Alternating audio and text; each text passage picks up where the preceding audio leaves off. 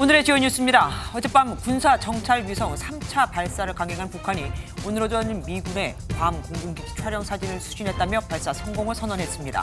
정부는 오늘 오후 3시부터 9.19 군사합의 효력을 일부 정지하고 공중 감시와 정찰 활동을 복원했습니다. 윤석열 대통령이 영국 의회에서 영어 연설로 경제, 안보, 문화 등 양국의 포괄적인 협력 방안을 제시했습니다. 비틀즈와 베컴, BTS와 손흥민 등으로 양국의 문화예술 매력을 언급한 연설에 영국 의원들은 기립 박수를 보냈습니다. 민주당이 암컷 발언으로 논란이 된 최강욱 전 의원에게 당원 자격 6개월 정지 징계를 내렸습니다. 민주당은 당직자와 의원들이 경각심을 갖는 계기로 삼아야 한다고 징계 이유를 밝혔습니다. 지난달 7일 하마스의 기습으로 전쟁이 시작된 지 46일 만에 이스라엘과 하마스가 일시 휴전에 합의했습니다. 하마스가 인질 50명을 풀어주는 대신 양측의 교전을 나흘간 중단하는 내용입니다.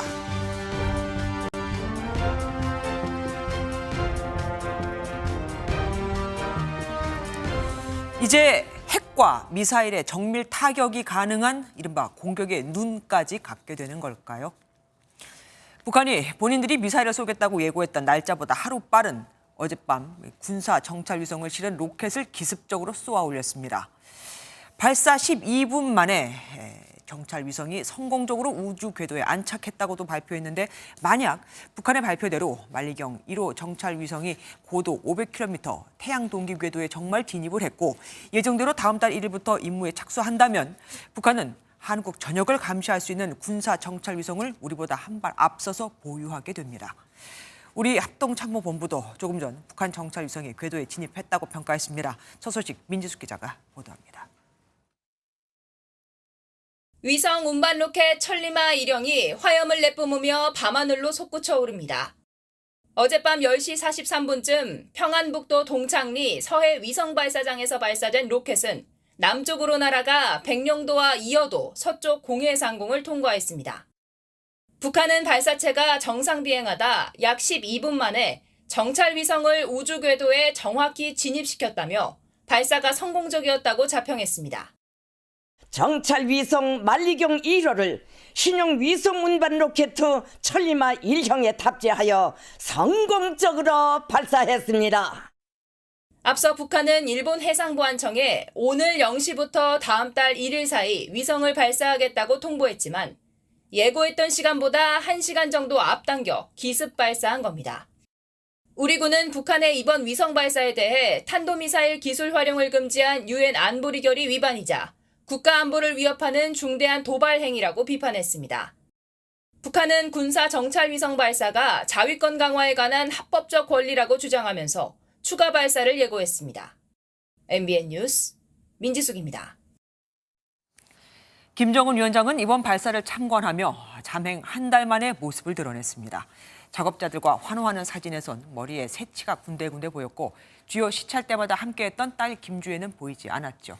흰머리 하나, 딸의 동참 여부 모두가 다 계산된 겁니다. 어떤 의미가 있는 건지 장명훈 기자가 알려드리겠습니다. 김정은 북한 국무위원장은 동창리 위성 발사장을 직접 찾았습니다. 천리마 1형의 화염을 보는 모습, 관계자들과 함께 환호하는 모습의 사진이 공개됐습니다. 김정은 동지께서는 정찰 위성 발사를 참관하시고 우리 공화국의 전쟁 억제력을 제고함에 크게 이바지하였으며 한 달 만에 모습을 드러낸 김 위원장은 눈에 띄게 새치가 희끗희끗한 모습이었습니다. 마흔이 안 된 나이지만 발사체 개발을 위해 불철주야 뛰는 지도자의 이미지와 김일성을 연상케 하려는 의도라는 분석이 나옵니다. 또 세 번째 발사에 대한 심리적 부담을 느껴 스트레스를 받았을 것이란 해석도 있습니다. 주요 시찰 때마다 함께했던 딸 김주애의 모습은 이번엔 포착되지 않았습니다. 수건 사업이었던 정찰 위성 발사 성공 사실을 강조하고 시선을 자신에게 집중시켜 업적을 과시하려는 것으로 풀이됩니다. 두 번이나 실패한 상황에서 정찰 위성이 가지는 의미의 부각, 시선의 집중, 그다음에 김정은의 업적 과시 이런 걸로 일각에서는 정찰 위성 발사 성공과 함께 김주애의 역할도 차츰 줄어들 것이란 전망이 나옵니다. MBN 뉴스 장명훈입니다. 북한은 지난 5월, 8월 이번 세 번째 시도 끝에 위성을 궤도에 올렸습니다. 그간 근본적인 기술이 부족하다는 평가를 받아왔었는데 어떻게 3개월 만에 이걸 극복해냈을까요?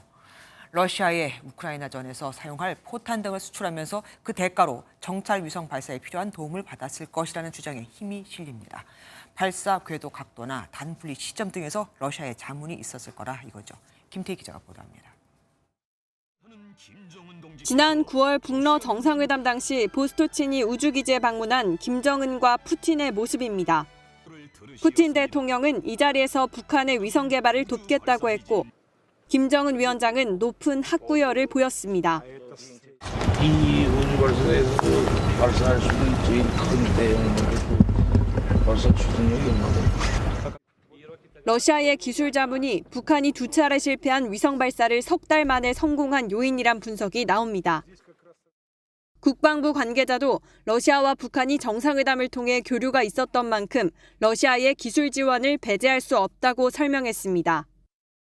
전문가들은 짧은 시간인 만큼 북한 위성 발사체의 하드웨어는 그대로지만 러시아가 발사 좌표나 단분리 시점, 주요 부품 조립 노하우 등에 대해 자문했을 가능성에 무게를 줍니다. 획득된 비행 데이터들, 설계도를 러시아 기술자들이 와서 검증을 해주고 일부 오류를 수정했을 단순한 자문 차원에서만 했을 가능성이 높고, 미국 백악관은 북한의 이번 발사에 탄도미사일 기술을 활용했다며 강력히 규탄한다고 밝혔지만 러시아 기술 이전 여부는 아직 단정짓기 힘들다며 신중한 반응을 보였습니다. MBN 뉴스 김태희입니다. 지금까지 우리는 연평도, 백령도 등에 배치된 화기를 훈련하려면 매번 그 화기들을 화물선이나 바지선, 트레일러에 옮겨 싣고 경북 포항까지 왕복 1,200km를 오고 가야 했습니다. 북한과 맺은 9.19 군사합의를 지키기 위해서요. 하지만 북한은 군사합의는 아랑곳하지 않고 이 지역에서 지난 4년간 100회 넘게 포격 훈련을 해왔죠. 북한이 군사 정찰 위성을 발사하자 우리 정부가 9.19 남북 군사합의 일부 조항의 효력을 정지시켜버렸습니다. 군사 분계선 일대에서 공중 감시와 정찰 활동을 할 수 있게 된 겁니다. 이어서 김순철 기자가 보도합니다. 영국을 국빈 방문 중인 윤석열 대통령은 북한의 군사 정찰 위성 발사를 보고받고 9.19 군사합의 1조 3항의 효력 정지안을 제거했습니다. 지난 1971년 이후 남측이 먼저 남북합의 이행 중단을 선언한 첫 사례로 오늘 오후 3시부터 발효됐습니다. 남북 간 상호 신뢰가 회복될 때까지 9.19 군사합의 효력의 일부를 정지하는 방안을 지난 2018년 문재인 정부 당시 남북 정상회담에서 체결된 9.19 군사합의는 군사분계선 일대에서 상대를 겨냥한 각종 군사연습을 중지하도록 정했습니다. 이 가운데 1조 3항은 군사분계선 상공에서 모든 기종의 비행금지 구역을 설정하는 내용을 담고 있습니다. 이번 효력 정지로 군단급 무인기가 투입되면 최전방에서 장사장포 감시를 포함해 공세적인 대북 작전이 가능해졌다는 평가가 나옵니다. 이러한 사태를 초래한 책임은 전적으로 북한 정권에 있으며 북한의 어떠한 도발도 즉각 강력히 끝까지 응징할 것입니다. 아울러 한미일은 북한 도발에 대응해 연합 해상훈련을 실시하는 방안을 조율 중인 것으로 전해졌습니다. 이를 위해 부산 해군작전기지에 기항 중인 미 해군의 원자력 추진 항공모함 칼 빈슨을 비롯해 로스앤젤레스급 핵추진 잠수함 산타페도 오늘 우리 해군의 제주기지에 입항한 것으로 알려졌습니다. MBN 뉴스 김순철입니다. 어젯밤 북한과 가까운 접경 지역 주민들은 불안함에 또 떨어야 했습니다. 북한이 군사 정찰 위성을 발사하면서 또 무슨 일이 벌어지면 어쩌나 걱정이 됐거든요. 하지만 정부의 즉각적인 대응에 환영의 목소리를 내기도 했습니다. 한여혜 기자가 현장에 다녀왔습니다. 인천 강화도 평화전망대에서 바라본 북한.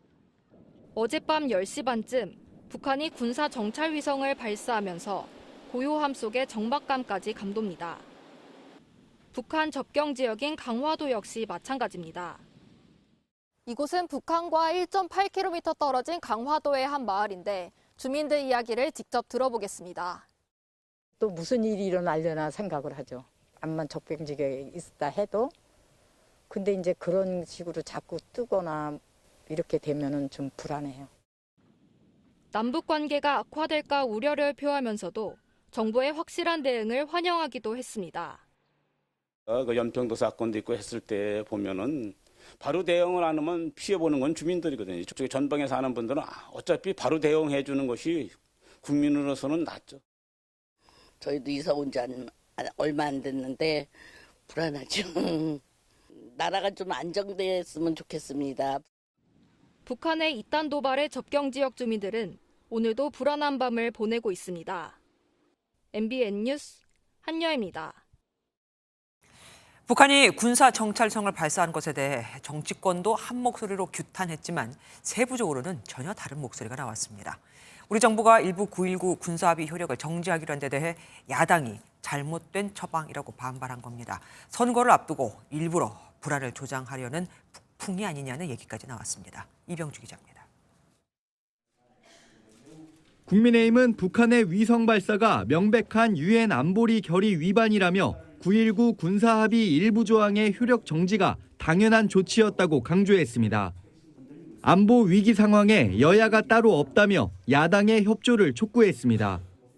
국민의 불안과 또 나라를 지키기 위해서 정부가 해야 할 정말 불가피한 조치라고 보고요.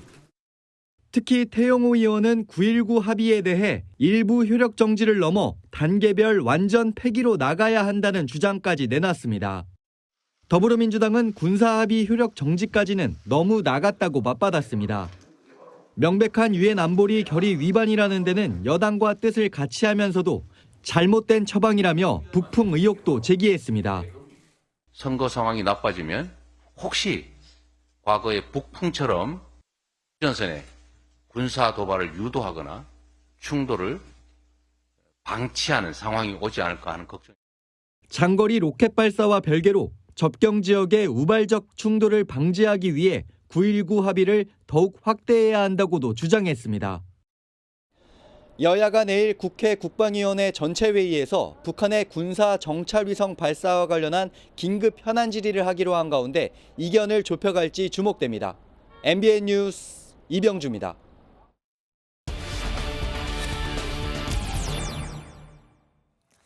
북한의 3차 정찰 위성 발사와 이에 따른 우리 정부의 9.19 군사합의 효력 정지까지 만 하루도 안 돼 이 모든 일이 벌어졌죠. 긴박했던 순간들 국방부 출입하는 정치부 권영봉 기자에게 더 자세히 들어보겠습니다. 어서 오십시오. 북한이 정찰 위성을 궤도에 진입시켰으니까 이거 성공했다라고 봐야 합니까? 네, 이거 발사의 성공과 위성의 성공으로 나눠서 생각을 해야 됩니다. 네. 단순히 궤도 진입만으로 성공했다 이렇게 평가할 수는 없다는 건데요. 지상 기지국과 신호 송수신이 이뤄져야 하고 지상을 촬영한 사진과 영상도 제대로 발신이 돼야 합니다. 북한은 지금 괌 미군 기지까지 촬영을 했다고 주장하고 있습니다. 이거 근거가 있는 겁니까? 주장에는 근거가 있어야겠죠. 근데 이 주장일 뿐이고 아직 촬영한 사진이나 영상을 공개한 건 아닙니다. 근거 없는 주장이지만 만약 사실이라고 가정을 하면 북한이 초기 시험 촬영을 진행했던 건데요. 전문가 의견 들어보겠습니다. 세밀 조정 기관을 이제 여러 가지 시험을 하겠다는 거고요. 그중에 일환으로 시험 촬영을 해본 거고요. 네, 북한이 정식 정찰 임무에 착수한다고 보도한 다음 달 1일까지는 성공 여부를 판단할 수 있을 전망입니다. 북한이 발사했다는 정찰 위성, 우리에게 얼마나 위협적입니까? 네, 해상도가 3m로 평가가 되는데 가로, 세로 3m를 점 하나로 표현하는 수준이라고 보시면 됩니다. 네네. 통상 해상도가 1m 이상급이어야 정찰 위성의 기능을 발휘할 수 있다고 보는데요. 네. 3m 수준이어도 함정이나 전차, 트럭 정도는 식별할 수 있습니다. 여러 개의 정찰 위성을 같이 운용하면 감시 주기가 빨라져 위협은 더 커질 수 있습니다. 위성을 탑재했다는 그 로켓 천리마 1형, 이거 재원은 어떻습니까? 네, 지난 5월에 발사에 성공했던 누리호 기억하시죠? 예. 네, 누리호와 상당히 유사합니다. 40m대의 크기와 3단 엔진 구성, 액체 연료를 사용한다는 점까지 비슷한데요. 다만 누리호는 우주 발사체에 일반적으로 사용되는 액체 산소를 산화제로 썼습니다. 반면에 천리마 1형은 장기간 상온 보관이 가능한 적연 질산을 사용한 것으로 추정되는 게 차이점입니다. 그리고 남북 간 합의를 우리가 지금 먼저 중단을 물론 일부지만 선언한 거란 말이에요. 굉장히 이례적이지 않습니까? 네, 그렇습니다. 이례적입니다. 이 남북 당국 간 합의가 최초로 이뤄진 건 지난 1971년인데요. 이번 일부 효력 정지가 우리가 먼저 남북 합의 이행 중단을 선언한 첫 사례입니다. 현재 총 258건의 합의는 상당수가 이행되지 않거나 북한이 일방적으로 파기해버려 우리만 지키고 있는데요. 네. 이를 고려해 북한의 태도 변화를 이끌어내기 위해 기간을 정해 일부 효력을 정지한 것이란 분석이 나옵니다. 그런데 효력 정지를 한다라고 하는 게 아니라 거기에 하나 덧붙였습니다. 기한을 뒀어요. 네, 그렇습니다. 정부는 효력 정지 기한을 남북 간 상호 신뢰가 회복될 때까지 이렇게 밝혔죠. 네네. 통일부 관계자는 북한 안보 위협이 해소될 때까지 효력 정지를 한다는 취지라고 그 의미를 설명했는데요. 네. 날짜를 특정하지 않고 모호한 표현을 쓴 건 합의를 되살릴 가능성이 북한에 달려있다는 걸 전달하기 위한 목적으로 보입니다. 네. 만약 북한이 추가 위성 발사를 감행하면 다른 합의 조항 역시 효력 정지할 수 있다는 경고의 성격도 있습니다. 네. 정부는 북측에 통보를 시도했지만 통신선이 작동하지 않았고 우리도 추가적인 통보는 하지 않을 방침입니다. 예, 지금까지 정치부 권용봉 기자와 함께했습니다. 고맙습니다. 다음 소식입니다. 요즘 가는 곳마다 화제가 되는 인물이죠. 한동훈 법무부 장관이 오늘은 국회에 갔습니다. 총선 역할론에 대해서는 거리를 뒀지만 서초동 사투리부터 고치라는 야당 공세에는 자신의 인기는 민주당 덕이라고 맞받아쳤습니다. 이지율 기자가 보도합니다. 민주당은 5천만 명의 문법을 쓰겠다는 한동훈 법무장관이 총선 출사표를 던진 거라며 정치인인지 장관인지 정하라고 쏘아붙였습니다. 서초동 사투리부터 고치십시오. 특활비와 관련해 국민이 납득할 수 있는 답변이나 제대로 하길 바랍니다. 국민의힘을 향해선 윤비어 첨가에 이은 훈비어 첨가냐며 반격에 나섰습니다. 국회를 찾은 한 장관, 야당의 공세를 피해가지 않았습니다. 국민의힘이 저를 띄운다는 것에 대해서 공감하실 분들은 많지 않을 것 같아요. 다만 민주당이 저를 띄운다는 점에 대해서 많은 분들이 공감하실 것 같습니다. 검사 탄핵 추진을 두고는 민주당 서영교 의원에 대한 신랄한 발언을 쏟아냈습니다. 운동권 출신의 아주 대표적인 정치인이시죠. 보좌진을 친인척으로 채우신 분 아닙니까? 보좌진 월급에서 후원금 떼간 분 아닌가요? 총선 역할론을 두고는 오늘도 즉답을 피했는데 당 안팎에서는 견제의 목소리도 나옵니다. 최재형 의원은 MBN과의 통화에서 한 장관의 출마지로 서울 종로가 거론되는 데 대해 제가 종로를 지켜야 되겠다고 밝혔습니다. 이준석 전 대표도 한동훈 장관은 동지보다는 경쟁자에 가깝다고 말했습니다. 한 장관은 자신이 스타 장관이 아니라며 몸을 낮췄지만 한 장관의 선택이 총선에 어떤 파급력을 미칠지 여야 모두 촉각을 곤두세우고 있습니다. MBN 뉴스 이지율입니다. 설치는 암컷 발언으로 논란이 된 최강욱 전 의원에 대해 더불어민주당이 당원 자격 6개월 정지의 중징계를 내렸습니다. 사안의 심각성을 인지해 윤리심판원을 거치지 않고 최고위원회의 의결만으로 결론을 내버린 건데 하지만 정작 발언을 한 당사자도 함께 동조했던 이들도 아무도 사과는 하지 않고 있습니다. 이재명 대표도 말을 아꼈습니다. 강영호 기자가 보도합니다.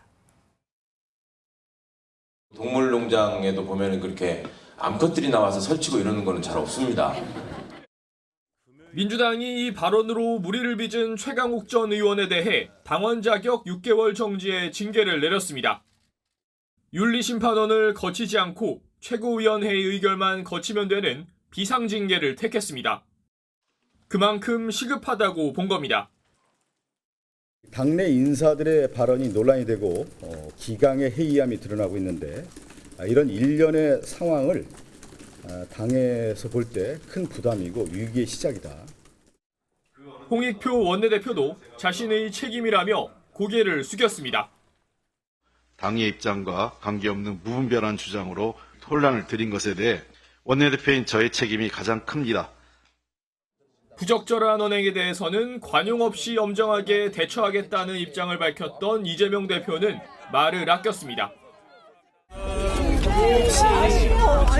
징계 관련해서 사진 한 번만 찍어주세요. 논란의 주인공인 최 전 의원은 SNS에 민주주의를 언급한 짧은 글만 남긴 채 국회에서 예정됐던 토론회에 불참했습니다. 국민의힘은 원색적인 막말을 한 여성비하 치고는 낮은 수위의 징계라며 같이 있던 의원들에 대해선 어떠한 조치도 내리지 않았다고 비판했습니다. MBN 뉴스 강영우입니다.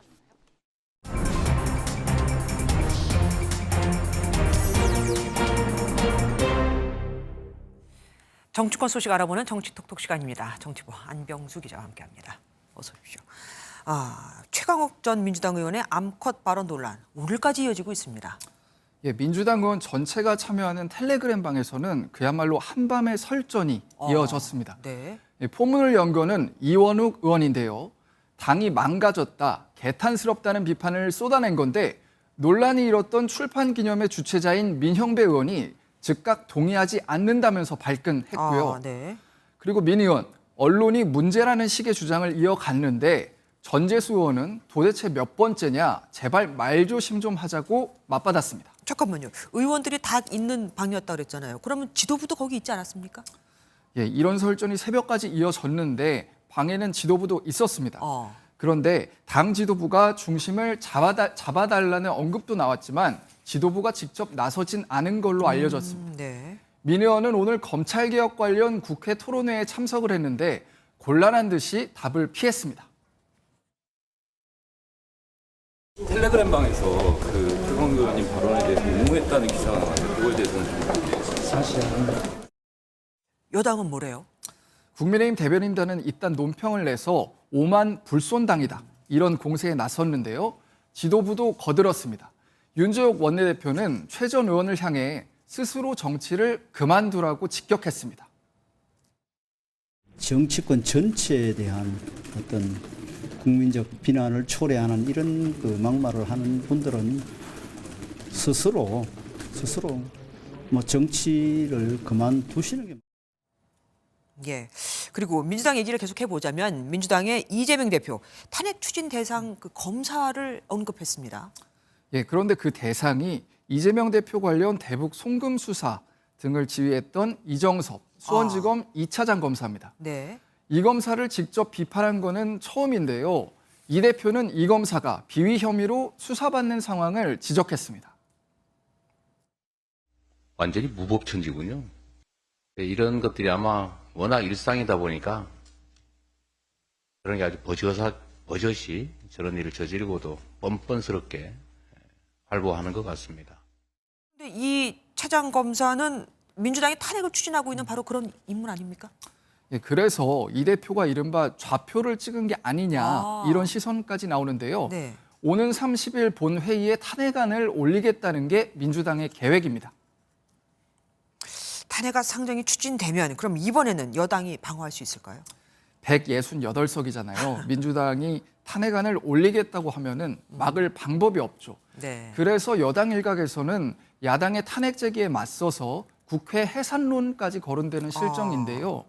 국회 해산권은 대통령이 국회를 해산시킬 수 있는 권한인데 1987년 개헌으로 사라졌는데 부활해야 하는 거 아니냐는 얘기가 나오는 겁니다. 국회가 지금 제대로 기능을 못 한다면은 국회도 당연히 해산되는 것이 당연한 일이다, 그렇게 생각을 하고요. 이동관 방통위원장도 국회가 무고한 사람을 탄핵한다면 국회 해산권에 준하는 방안을 검토해야 한다고 목소리를 높이기도 했습니다. 야, 장관 대통령에 대해서는 탄핵, 그리고 국회에 대해서는 해산권. 이거 어디가 끝일지 모르겠습니다. 지금까지 안병수 기자와 함께했습니다. 영국을 국빈 방문 중인 윤석열 대통령이 우리 시간으로 오늘 새벽 영국 의회에서 영어로 연설을 했습니다. 6.25 참전에 감사를 표하고 양국이 첨단 기술 분야뿐 아니라 문화예술에서도 협력하자고 강조하며 BTS와 손흥민을 언급했습니다. 황정 기자가 보도합니다.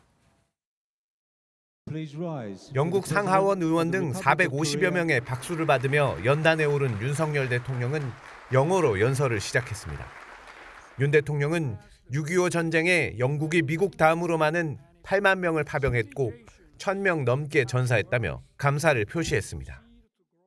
The noble sacrifice of the British Army will forever remain in the memory of the Korean people.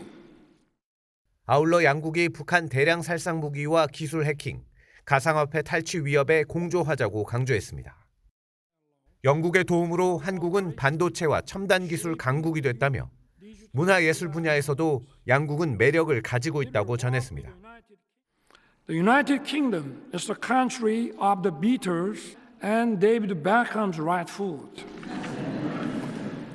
Korea as the country of the BTS and the 손흥민's right foot.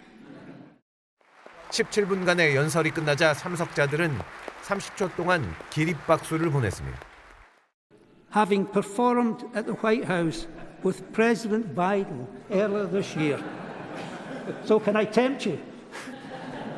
But I'm only sorry that there wasn't time to invite you to sing for us today.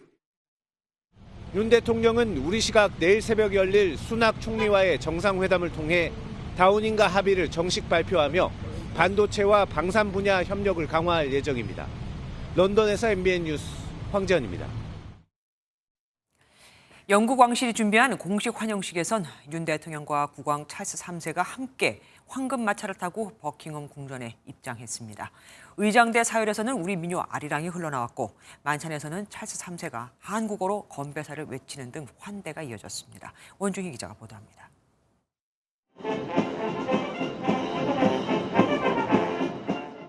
국빈 방문의 시작을 알리는 공식 환영식에서 윤 대통령이 국왕 찰스 3세와 인사를 나눕니다. 이어진 의장대 사열에서는 우리의 대표적인 민요 아리랑이 울려 퍼지고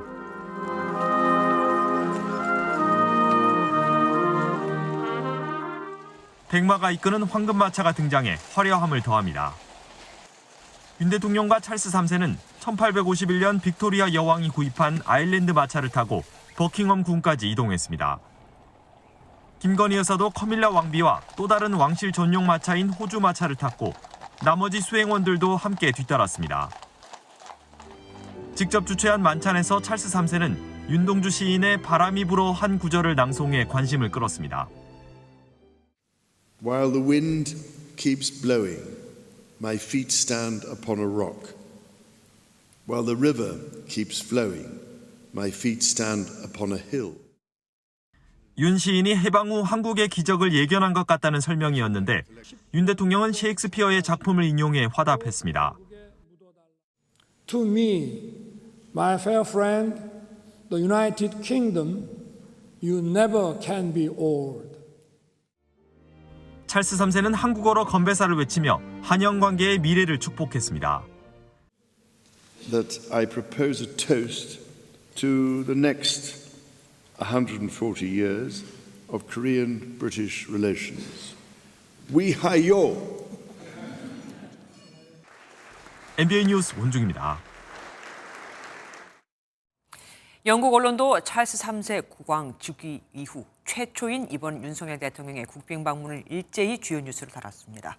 특히 커밀라 왕비와 케이트 미들턴 왕세자빈이 각각 파란색과 빨간색 코트, 그러니까 우리나라의 태극기 색깔로 의상을 고른 것에 주목했습니다. 서영수 기자입니다. 공식 환영식 복장으로 커밀라 왕비는 파란색 코트와 함께 같은 색깔의 모자를 선택했습니다. 케이트 미들턴 왕세자빈은 정반대로 모자부터 망토, 구두까지 빨간색으로 통일했습니다. 환영 오찬 때도 두 사람은 각각 파란색과 빨간색 드레스 차림으로 조화를 이뤘습니다. 영국 텔레그래프지는 왕비와 왕세자빈이 우주의 균형을 상징하는 한국 태극 문양을 연상케 하는 색을 입었다며 왕실의 영리한 외교 메시지라고 평가했습니다. 버킹엄 궁으로 이어지는 거리 곳곳에도 환영의 뜻을 담은 태극기가 걸려 국빈 방문의 의미를 더했습니다.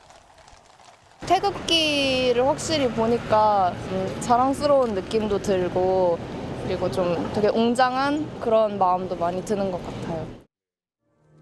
BBC는 한국 대통령 방문을 위해 왕실의 레드카펫이 펼쳐졌다는 기사에서 윤 대통령을 환영하는 의미에서 웅장한 예식이 치러졌다고 보도했습니다. 이번 국빈 방문에 대해서는 인도-태평양 지역에서 중요성이 커지는 핵심 동맹, 한국에 대한 존중의 표시라고 해석했습니다. 더 타임스는 윤 대통령이 바이든 미국 대통령을 만나 아메리칸 파이를 부른 일을 언급하며 이번에도 노래를 부르지 않을까 기대를 내비치기도 했습니다. MBN 뉴스 서영수입니다. 다음 소식입니다. 정부가 갈수록 심각해지는 불법 마약을 근절하기 위해 칼을 빼들었습니다. 미성년자에게 마약을 팔면 사형을 구형하고 우선 이 여러 우범 국가에서 입국한 승객들은 모두 다 마약 전수 검사를 하기로 했습니다. 경찰청장부터 마약 검사를 받겠다고 하네요. 박은지 기자입니다.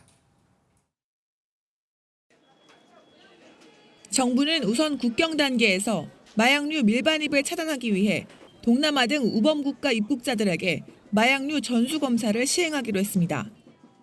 마약 범죄 처벌도 강화됐는데 공급 사범은 초범도 구속하고 특히 미성년자에게 마약을 팔면 법정 최고형인 사형을 구형할 방침입니다.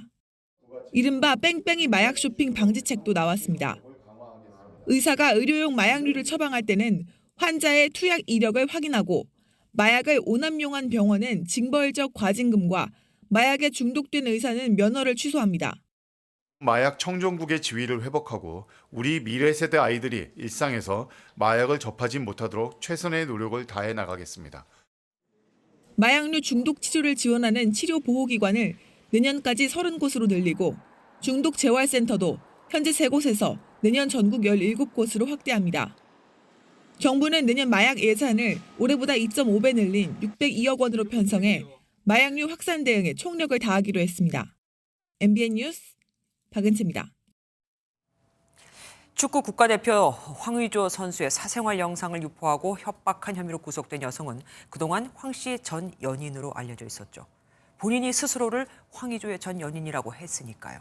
그런데 이 여성이 황 씨의 친형수로 확인이 됐습니다. 검찰에 송치된 친형수는 친형과 함께 황 씨의 해외 출장 등에 동행하며 매니저 역할을 해왔습니다. 이규영 기자가 보도합니다.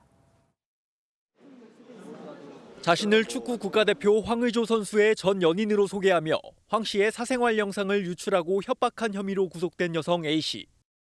그런데 A씨의 정체는 다름 아닌 황 씨의 친형수로 밝혀졌습니다.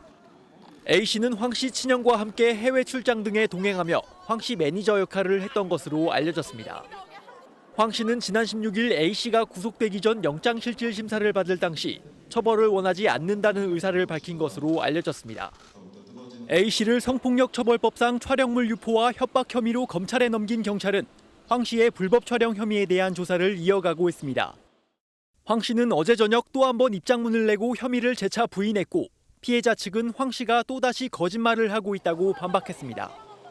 불법 촬영을 하게 된 가해자의 안일한 인식이라든가 이런 행태가 피해자에 대한 범죄 행위가 어떤 과정에서 일어났는지를 보여주는. 논란이 계속되는 가운데 피의자 신분인 황 씨가 어제 중국과의 월드컵 예선전에 출전하면서 비판 댓글이 나오기도 했습니다. MBN 뉴스 이규현입니다. 이른 아침 길을 건너던 60대와 70대 여성 3명이 모두 차에 치여 숨지는 사고가 발생했습니다.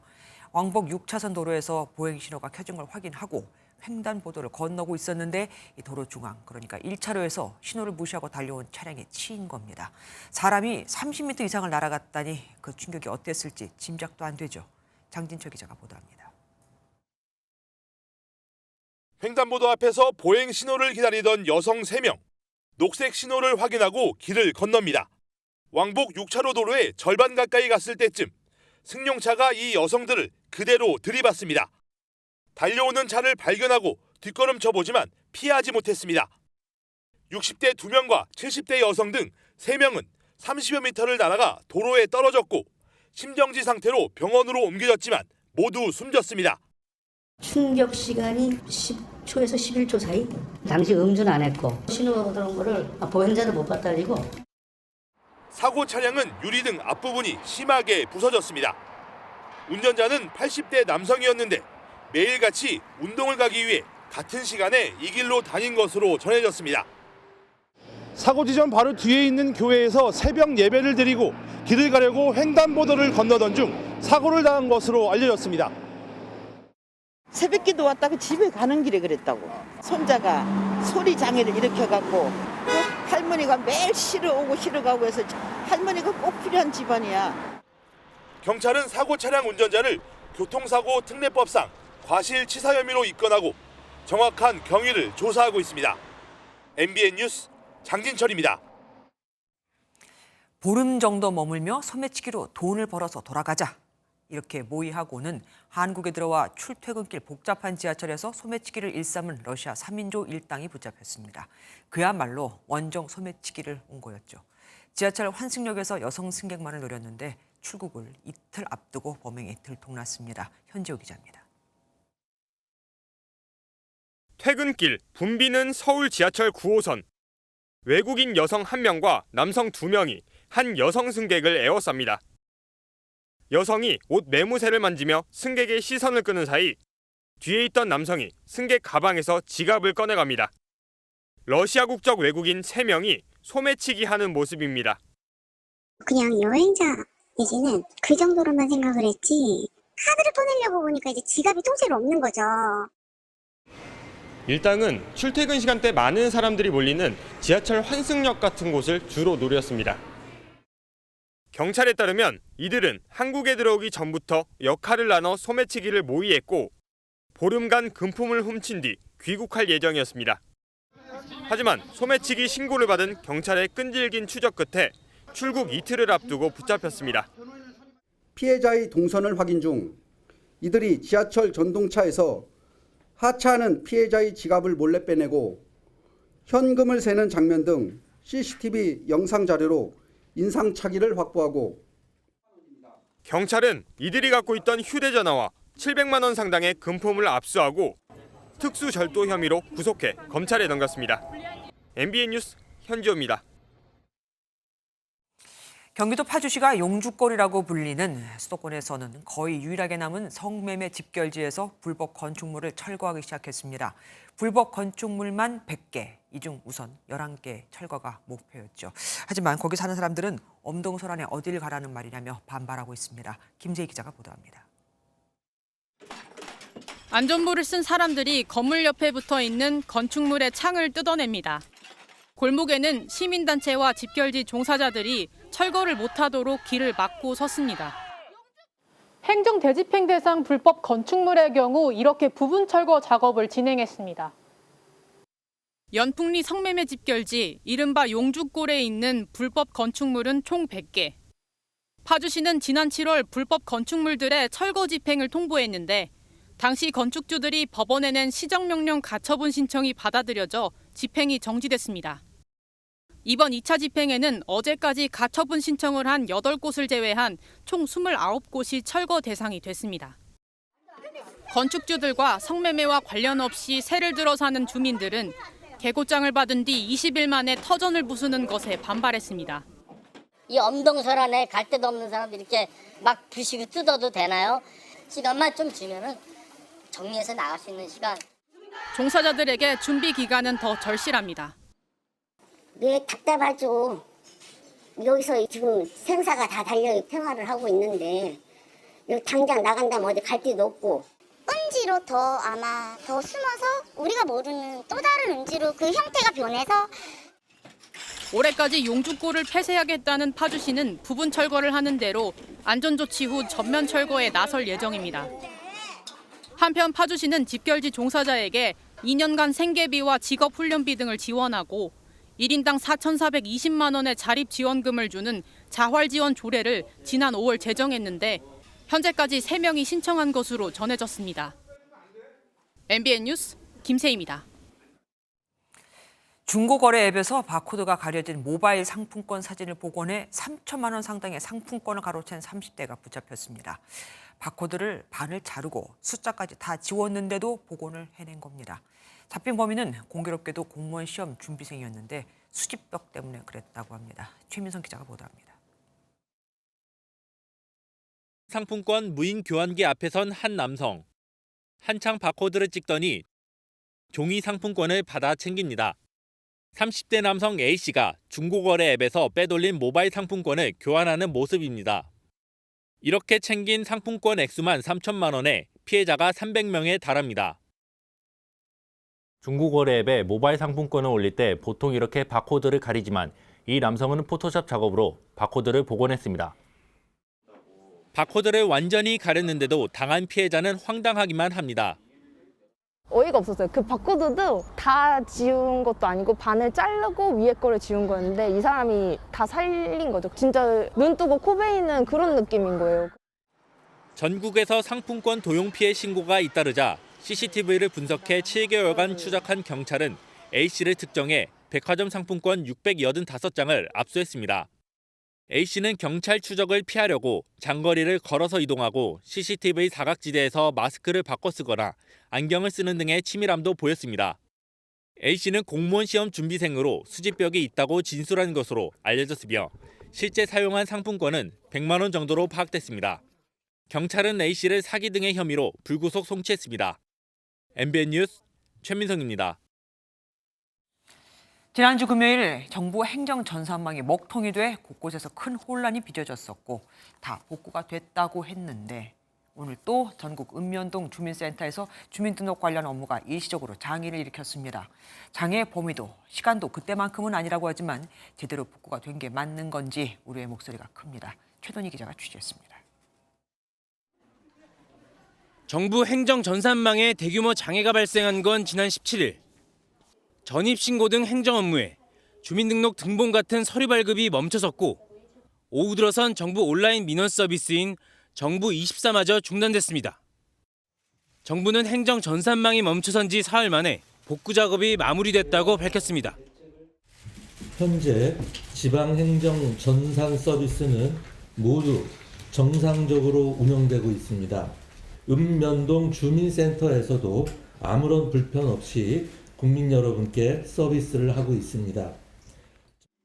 그런데 또다시 장애가 발생했습니다.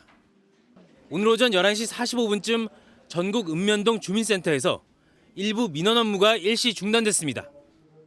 주민등록 시스템 인증 과정에 문제가 생긴 겁니다. 국가행정전산망의 대규모 먹통 사태가 진정된 지 이틀 만입니다.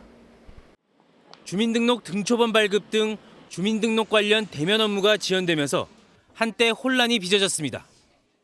로그인 화면에서 안 넘어가지만 무인 발급으로 안내해서 같이 해드리고 아니면 잠깐 기다려서 회복되고 다시 떼가시고. 장애 발생 20여 분 만에 복구됐지만 이번에도 전국 곳곳에서 동시다발적으로 발생했습니다.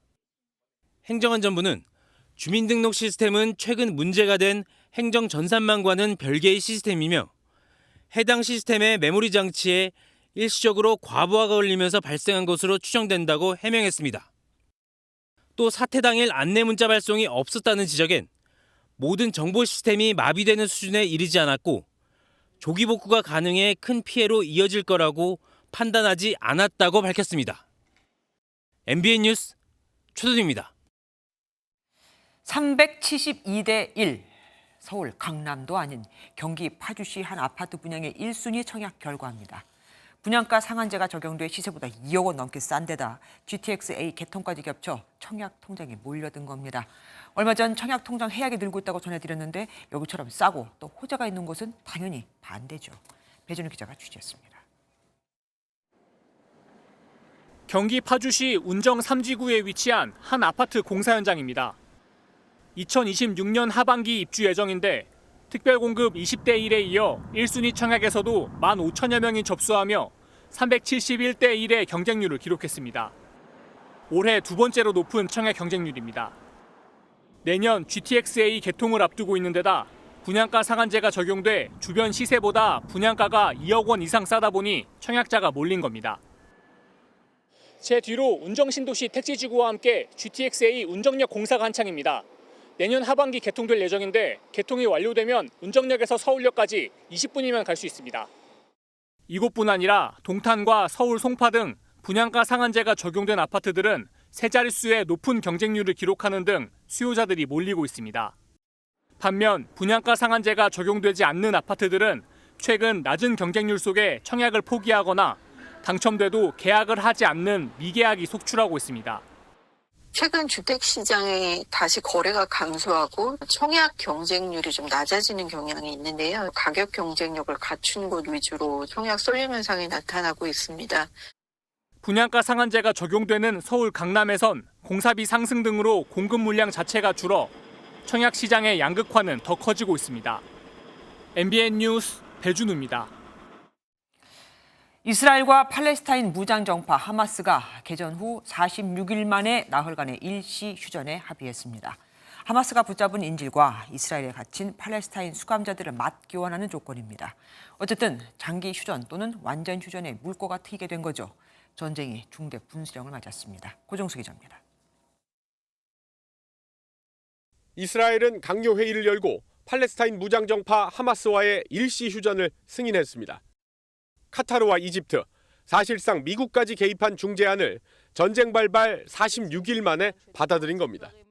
According to which 50 hostages will be freed, women and children, over a 4-day period, and that will lead to a pause in the fighting.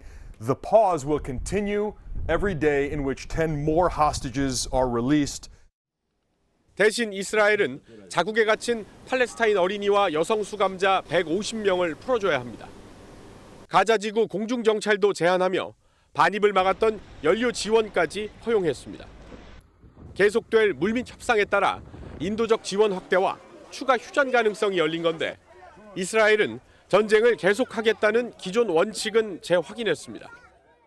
במלחמה יש שלבים וגם בהשבת החטופים יש שלבים. אבל אנחנו לא נרפה עד שנשיג את הניצחון המוחלט ועד שנחזיר את כולם. 하지만 국제사회는 합의 후 24시간 안에 이루어질 일시 휴전을 계기로 장기 휴전 또는 완전 휴전에 대한 압박을 강화할 것으로 보입니다. 미 언론 악시오스는 다음 주 블링컨 국무장관의 4번째 이스라엘과 팔레스타인 방문 계획을 보도하며 미국의 휴전 노력 또한 커질 것임을 시사했습니다. MBN 뉴스 고정수입니다.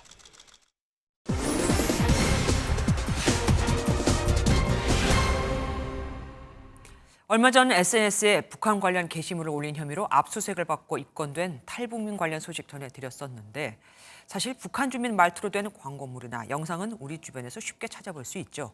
그럼 게시물을 올리거나 댓글을 다는 행위들은 언제 문제가 될 수 있는 걸까요? 윤현지 기자가 사실 확인을 통해 알아봤습니다. 온라인 커뮤니티에 올라온 한 대학교의 행사 포스터입니다. 한눈에 봐도 북한말, 북한 이미지가 가득한 선전용 포스터 같은데요. 또 북한 유튜브 시청자들의 댓글과 링크 공유글, 북한말로 작성된 광고 문구도 쉽게 찾아볼 수 있습니다. 그런데 이런 북한 관련 게시물을 쓰고 공유하는 것 문제 없을까요? 북한에 대한 게시물, 즉 이적 표현물과 관련된 법조항은 국가보안법 제7조인데 대법원 판례는 적극적이고 공격적으로 자유민주 질서를 위협하고 북한을 찬양하는 경우에만 처벌한다고 명시합니다.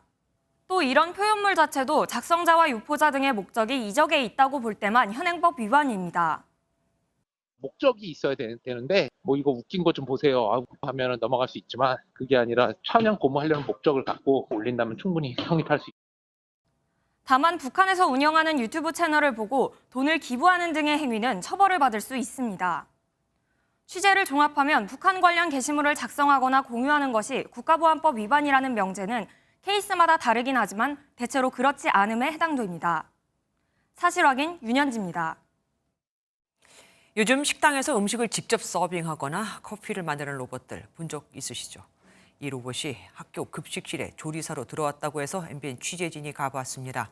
재료를 섞고 볶고 튀기는 힘든 과정들을 다 담당해 주니까 조리용 종사자들 입장에서는 훨씬 편하고 또 안전하다고 합니다. 박유경 기자가 취재했습니다. 점심 식사 준비가 한창인 중학교 급식실. 소고기 탕국을 휘휘 젓고 보글보글 끓여내는 조리 담당자, 다름 아닌 로봇입니다. 튀김을 맡은 로봇도 열심히 움직입니다. 조리사가 닭고기에 양념을 버무려 통에 담아놓으면 이걸 옮겨서 달궈진 기름 안에 넣고 이리저리 움직여 골고루 익힌 뒤 마지막에 기름을 탈탈 터는 것까지 로봇이 맡습니다. 온도와 시간 등 조리에 필요한 입력값을 넣으면 그에 맞춰 움직이는 시스템입니다. 사람이 가까이 다가오면 기계에 다치지 않도록 자동으로 멈추는 기능도 갖췄습니다. 안전 센서가 있어가지고 제가 빨간선 밖으로. 조리사들에게 만족도를 물었더니 지난 8월 로봇 4대가 도입된 이후 업무 부담이 줄고 근무 여건이 개선됐다는 응답이 80%가 넘었습니다. 급식 종사자들이 각종 폐 질환에 시달리는 원인으로 지목된 조리 흉에 노출되는 시간도 크게 줄어든 것으로 나타났습니다. 튀김 작업이 2시간에서 3시간 가까이 될 때 사람이 직접 그 불 앞에서 기름을 먹지 않고 저희가 작업을 하고 있고요. 저희는 만족하고 있습니다. 그래서 다른 학교도 꼭 이걸 사용했으면 좋겠고요. 학생들 반응도 좋습니다. 볶음 담당인 숭볶음, 튀김 담당인 숭바삭 등 로봇 이름도 학생들이 직접 지었습니다. 전에는 어떤 거는 조금 눅눅하기도 하고 어떤 거는 바삭하기도 하고 이런 식으로 좀 차이가 있었는데 튀김이 전체적으로 다 바삭바삭하고. 조희연 서울시 교육감은 학교의 급식 로봇을 확대하는 방안을 검토하겠다고 밝혔습니다. MBN 뉴스 박영입니다. 오늘은 식품 최초 법정 기념일인 김치의 날입니다. 우리 김치는 이제 우리만의 것이 아니죠. 수출 규모가 1억 달러로 웃돌고 100개국 수출 달성도 눈앞에 두고 있으니까요. 전 세계 관심이 커지는 우리 김치, 과학으로 한층 더 새로워지고 있었습니다. 유승호 기자가 보도합니다. 영국 런던에서 열린 김치 페스티벌에서 참가자들이 직접 담근 김치를 맛봅니다. 김치가 건강한 먹거리라는 인식에 영국을 비롯해 전 세계에서 우리 김치에 대한 관심이 커지고 있습니다. 국산 김치 수출국은 올해 90개를 넘었고 지난 2021년 사상 최대치를 찍은 수출액도 앞지를 것으로 보입니다. 전 세계적으로 매년 11월 22일을 김치의 날로 제정해 기념하는 곳 역시 다음 달까지 16곳으로 늘어납니다. 올해 기념행사에서는 김장 문화와 함께 김치 세계화에 이바지할 제품도 선보였습니다. 다양한 종류의 김치뿐 아니라 즉석 식품과 과자, 김치 유산균을 활용한 제품까지 소개하는 공간이 마련됐습니다. 김치 유산균은 김치의 맛을 유지하고 화장품 원료로도 활용됩니다. 김치에서 분리된 유산균 같은 경우에는 알레르기라든지 다양한 어떤 그 기능을 가지고 있기 때문에 식품 위에 화장품이나 다른 어떤 제약으로도 활용될 수 있는. 손이 많이 가는 양념 속 넣기도 자동화를 통해 제조 현장의 부담을 덜어줍니다. 상당히 그걸 구하기가 힘들었습니다. 약 4분의 1 정도로 인력 감소가 됐고 가격 경쟁력도 상당히 좋아졌습니다. 세계인의 음식으로 자리 잡은 김치는 과학기술을 만나 한 걸음 더 발전하고 있습니다. MBN 뉴스 유승호입니다. 지금 우리 해군의 이지스함은 탄도미사일을 탐지할 수 있고 추적도 가능하지만 요격은 할 수 없습니다. 그런데 HD 현대중공업과 방위사업청이 이번에 공개한 차세대 이지스 구축함 정조대왕함은 다르다고 합니다. 발사체를 발견 또 요격도 가능합니다. 이런 걸 만들 수 있는 나라도 세계에 몇 없죠. 김종민 기자가 보도합니다. 제 뒤에 있는 이 배가 바로 우리나라의 4번째이자 가장 최근에 도입된 이지스 구축함인 정조대왕함입니다. 제가 직접 승선해서 어떤 모습을 하고 있는지 한번 살펴보겠습니다. 정조대왕함은 길이 170m, 폭 21m에 8,200톤급으로 이지스 구축함 중 가장 큰 규모입니다. 크기는 커졌지만 기존 이지스함보다 연료 사용량은 줄였고 속력은 더 빨라졌습니다. 레이더 기능도 2배 가까이 향상돼 1,800km 이상 떨어진 곳에서 1,800개 표적을 동시에 탐지할 수 있습니다. 기존 이지스함과 가장 크게 달라진 건 탄도미사일을 탐지할 뿐 아니라 SM-6 미사일로 요격까지 가능하다는 점입니다. 현재 이지스 구축함을 자체 설계하고 건조하는 기술은 미국과 일본을 비롯해 HD 현대중공업만 갖고 있습니다. 이런 기술력을 바탕으로 필리핀에서 3,200톤급 초계함 등 10척을 수주했습니다. 수출 노하우와 함정 건조 기술로 함정 수출 분야에서도 새로운 이정표를 만들어내겠습니다. HD 현대중공업과 한화오션 등 국내 조선업체들은 향후 캐나다와 폴란드 잠수함 수주전에도 참여해 K방산 활동폭을 넓힐 예정입니다. MBN 뉴스 김종민입니다. 국민의힘 박수영, 윤두현, 윤창현 의원과 더불어민주당 이정문, 이해식, 조호섭 의원이 MBN과 한국여성유권자연맹이 주관한 참 괜찮은 의원상 수상의 영예를 안았습니다. 지난 2019년부터 연 2회 시상하는 참 괜찮은 의원상은 사회적 갈등 해소와 민생 입법에 주력한 국회의원을 수상자로 선정해 왔습니다. 지난 2007년 상상마당 홍대를 시작으로 전국 5곳에서 복합문화예술공간 상상마당을 운영하며 젊은 예술가를 지원해온 KTNG가 메세나 대상을 수상했습니다. 한국메세나협회와 매경미디어그룹은 오늘 2023 메세나 대회를 열고 오랜 기간 진정성 있게 문화예술 공헌 활동을 해온 기업과 기업인을 시상했습니다.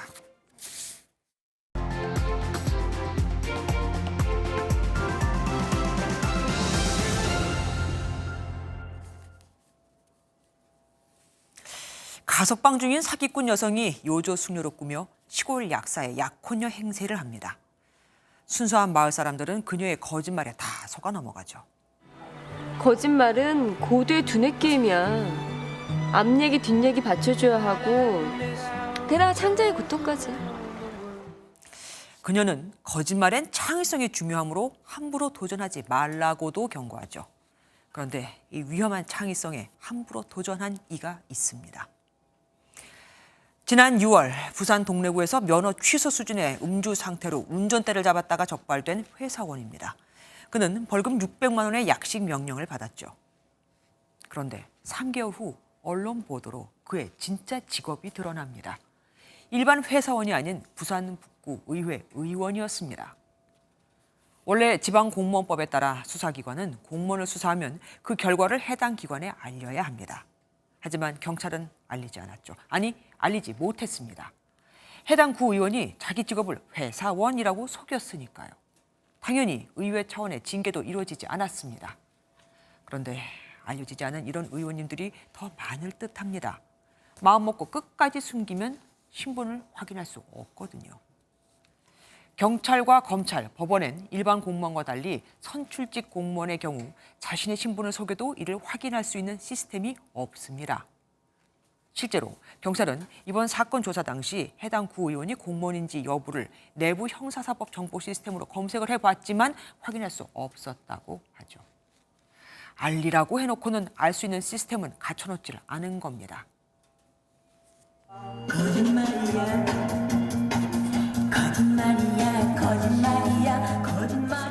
선출직 공무원은 잘못하면 내부 징계뿐 아니라 국민의 심판까지 받아야 하는 자리입니다.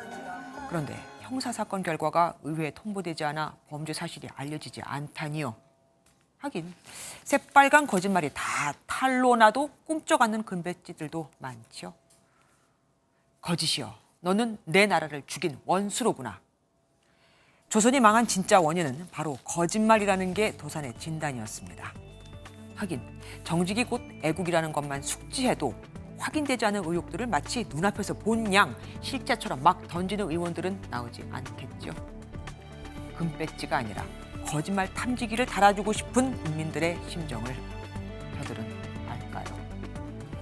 김조야, 그런데 오늘은 거짓이 통하면 나라가 망한다. 그렇습니다. 스포츠 뉴스입니다. 중국전 3대0 완승을 거두고 돌아온 축구대표팀이 A매치 5연승으로 올해를 마무리했습니다. 부임 첫 해를 보낸 클린스만 감독의 내년 목표는 무엇일지 최영규 기자가 전합니다. 올해 마지막 A매치에서 완승을 거두고 온 클린스만 감독은 엄지척을 날리며 월드컵 2차 예선 2연승에 큰 만족감을 드러냈습니다. Yeah, we are very pleased, very happy with these two games. 6 points, no goal conceded, and the team played very well. 지난 3월 부임 후 5경기 동안 승리도 거두지 못한 클린스만 감독은 재택근무 논란까지 불거지며 불성실하다는 비판도 받았습니다. 하지만 손흥민과 이강인, 김민재 등 핵심들의 활약에 경기당 2골이 넘는 득점과 6경기 연속 무실점을 기록하며 올해를 5연승으로 마쳤습니다. 취임할 때부터 꾸준히 아시안컵 우승을 외친 클린스만 감독은 64년 묵은 한을 풀기 위해 이제 철저히 준비하겠다고 다짐했습니다. So a tournament is a marathon, and I love marathons. I love tournaments, but we cannot be relaxed for 1 second once we are in Qatar. And I hope that you all.